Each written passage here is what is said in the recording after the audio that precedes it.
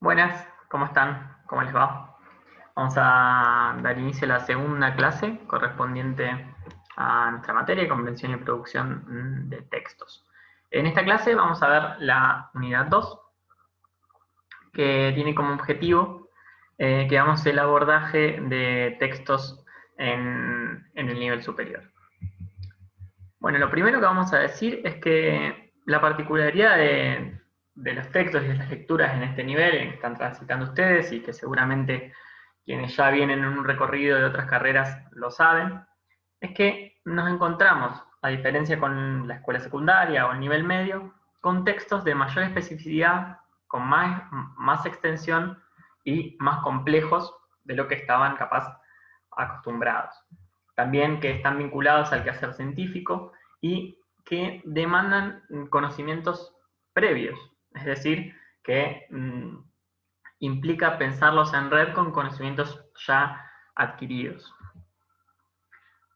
Además, notarán que, a diferencia de la secundaria, tienen que dar cuenta de lo leído de una forma más profunda y más estructurada. Una vez que han leído algo o han incorporado alguno de saber, ustedes van a tener que dar cuenta a partir de un trabajo práctico, un examen, una monografía. Y no va a ser solamente de su contenido, sino también de poder pensar este contenido en red, poder pensar este contenido y su relación con otros sistemas de ideas. Para eso, lo que les recomendamos, les recomiendo desde la cátedra, es que primero hagan una lectura de inspección. Son una serie de pasos, digamos, que ustedes pueden hacer para llegar a una mayor comprensión de los textos que tienen que abordar. Primero que hagan una lectura de inspección del paratexto. ¿Qué es el paratexto? Son todas las informaciones que tiene un texto que no tienen que ver con el contenido en sí, sino que, por ejemplo, tienen que ver con el título, con el subtítulo, con los epígrafes, con los datos del autor, con el autor.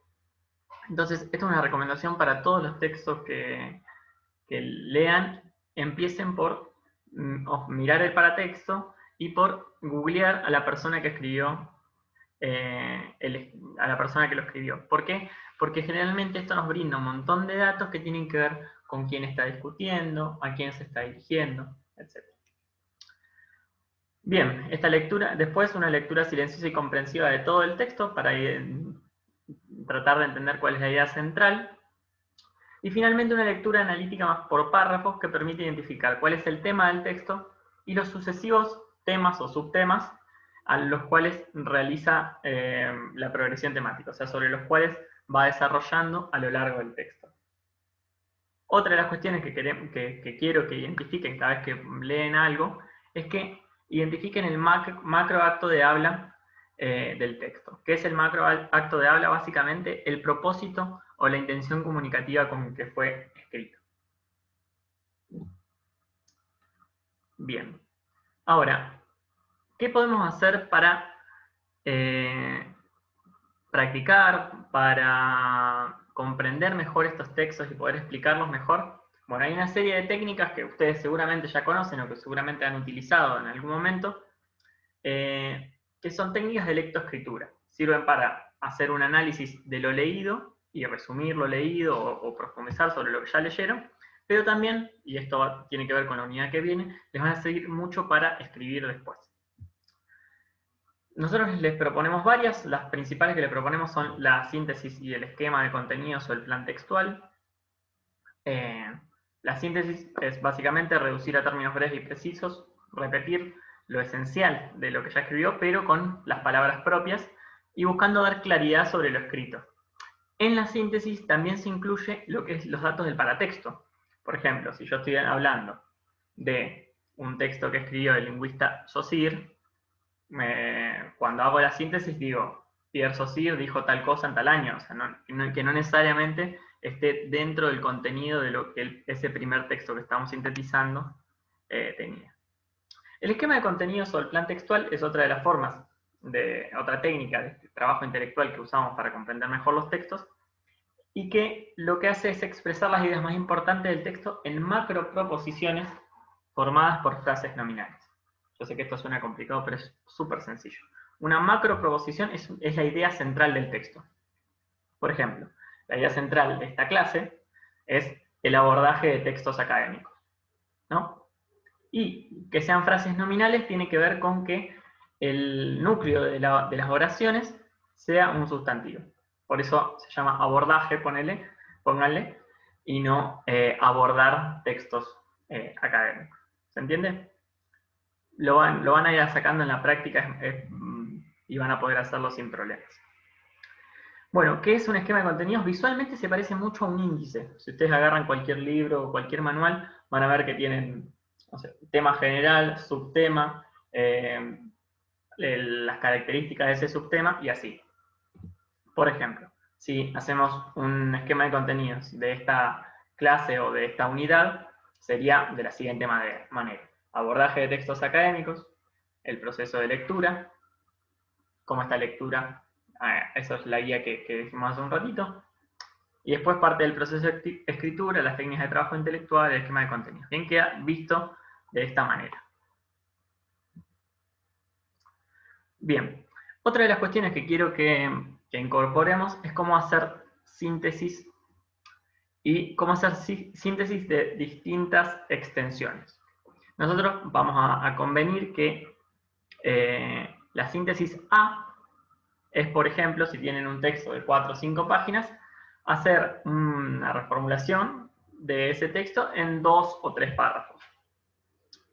Como acá estoy haciendo de la clase que les estoy dando ahora. Y la síntesis B va a ser una síntesis de menor extensión, o sea, todavía más resumido, de lo mismo que estamos hablando. Entonces, es un... ¿cómo se llama? Es un ejercicio de poder ver si efectivamente comprendimos cuáles son las ideas más centrales y podemos quitar o remover aquello que amplía el contenido pero que no es estrictamente necesario. Bien, ¿qué implica hacer una síntesis, hacer un esquema de contenidos? Implica principalmente comprender el texto en su totalidad y de allí tener la capacidad de resumirlo. Implica también eliminar la información cuya ausencia no altera la comprensión del texto fuente, o sea, eso que está de más o que sirve para ampliar, pero que no necesariamente tiene que estar ahí. Implica también sustituir partes del texto por palabras más específicas, por contenido más específico. Implica integrar y jerarquizar la información, decir qué es más importante, qué es menos importante. Y implica también generalizar las características comunes, elementos o individuos que contenga el texto. Bien, proponemos 3 técnicas más que seguramente ya las han visto, ya las han trabajado, pero que son el cuadro sinóptico, que es un esquema de llaves, sirve para resumir ideas en temas, subtemas y conceptos, y va desde la idea más general hacia la más específica. No soy particularmente fan del cuadro sinóptico, pero bueno, es otra de las técnicas de lectoescritura que pueden emplear. El cuadro comparativo sí me parece mucho más útil, sobre todo cuando hay, por ejemplo, que comparar 2 elementos hablando del mismo tema. Está el cuadro comparativo por excelencia, es el que viene en biología, el de la célula procariota y la célula eucariota. De hecho, los cuadros son muy utilizados en las ciencias naturales. Pero, por ejemplo, sirve para contrastar 2 objetos de estudio, fenómenos, autores entre sí, y generalmente se introduce una columna de variables, o sea, de qué temas queremos comparar, y en las siguientes, qué objetos que efectivamente vamos a comparar. Yo acá, por ejemplo, hice un cuadro para comparar la lectura en la educación media y en la educación superior, y como variables puse el grado de complejidad de la lectura, la extensión de los textos y el tipo de conocimientos que promueven. Esto está igual en la ficha de cátedra, no se preocupen.